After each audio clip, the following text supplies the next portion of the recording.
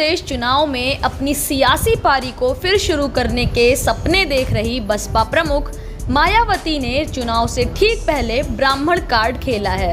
वे पूरे राज्य में ब्राह्मण सम्मेलन का आयोजन करने जा रही हैं। लेकिन अब पार्टी की तरफ से एक बड़ा बदलाव सामने आया है। उन्होंने अपने ब्राह्मण सम्मेलन का नाम प्रबुद्ध वर्ग संवाद सुरक्षा सम्मान विचार गोष्ठी कर दिया है। मतलब सियासत वही, लेकिन कलेवर नया। ब्राह्मण सम्मेलन की शुरुआत करने रामनगरी अयोध्या पहुंचे बीएसपी के राष्ट्रीय महासचिव सतीश चंद्र मिश्रा ने राम जन्मभूमि परिसर में रामलला का दर्शन किया। उसके बाद हनुमानगढ़ी में पहुंचकर हनुमंत लला के सामने माथा टेककर आशीर्वाद लिया। अयोध्या में भगवान रामलला के दर्शन के बाद बीएसपी महासचिव सतीश मिश्रा ने बताया कि ब्राह्मण सम्मेलन पूरे प्रदेश में संचालित किया जाएगा।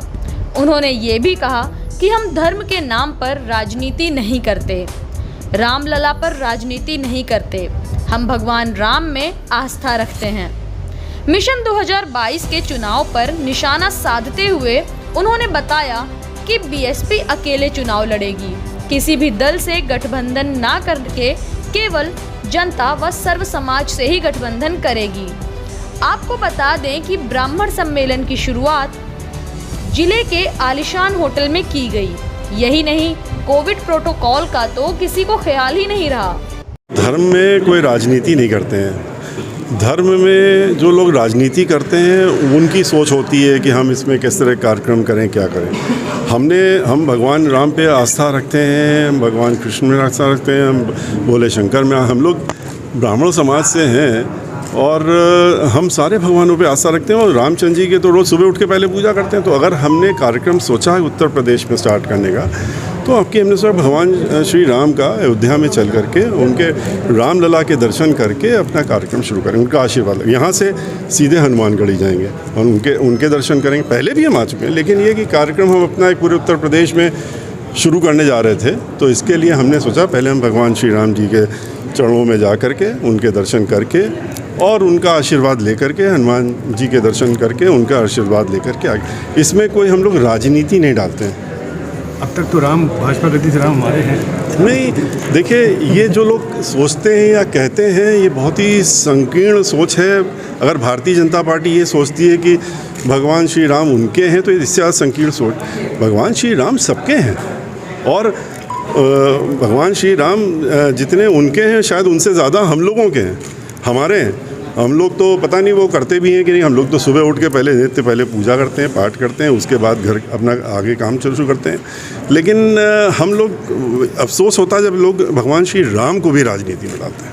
अच्छा, एक और सवाल है कि बसपा की क्या योजना है 2022 में जो यूपी विधानसभा चुनाव है कि वो अकेले लड़ेगी, गठबंधन लड़ेगी? देखिए, बहुजन समाज पार्टी उत्तर प्रदेश में अकेले के दम पे लड़ेगी।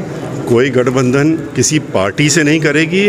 हाँ, गठबंधन ज़रूर करेगी। किससे करेगी ये भी आपको हम खुलासा कर दें। गठबंधन यहाँ की जनता से करेगी, सर्व समाज से करेगी। और सर्व समाज से गठबंधन हमने किया है पहले। सन 2007 में भाईचारा बनाया सर्व समाज के साथ में और गठबंधन किया। और समूचे ब्राह्मण समाज ने गठबंधन में हमारा योगदान देते हुए और उत्तर प्रदेश में पूर्ण बहुमत की सरकार बनाई।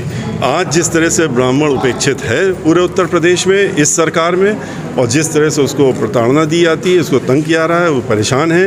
वो अब की बार मन बना चुके हैं कि उन्होंने पहले हमको भी आजमाया, समाजवादी पार्टी को देखा, भारतीय जनता पार्टी को देख लिया जिसमें सबसे ज़्यादा प्रताड़ना हो रही, तो वो अब की बार मन बना करके बहुजन समाज पार्टी के साथ में आने जा रहे हैं। और जब ब्राह्मण आता है तो आप जानते हैं सर्व समाज के लोग आते हैं। आखिरी सवाल ये है कि चाहे नकुल दुबे जी हों, चाहे करुणाकर जी हों, सब हर आदमी पिछले 3 दिनों से हो रहा है कि खुशी दुबे का मुकदमा आप लड़ने। देखिए, खुशी दुबे का मामला ऐसा है कि इतना सेंसिटिव मामला, उसके एक छोटी सी लड़की जो कि 16.5 साल की लड़की।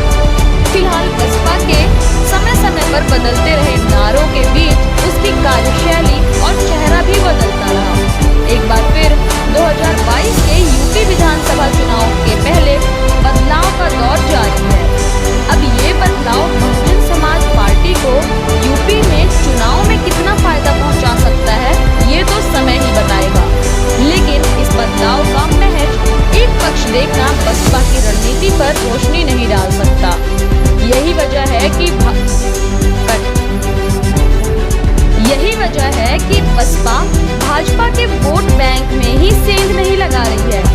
बल्कि सपा को भी यूपी चुनाव में बड़ी चोट पहुंचाने की तैयारी कर रही है। दस्तक भारत के लिए अयोध्या से रमेश चंद्र की रिपोर्ट।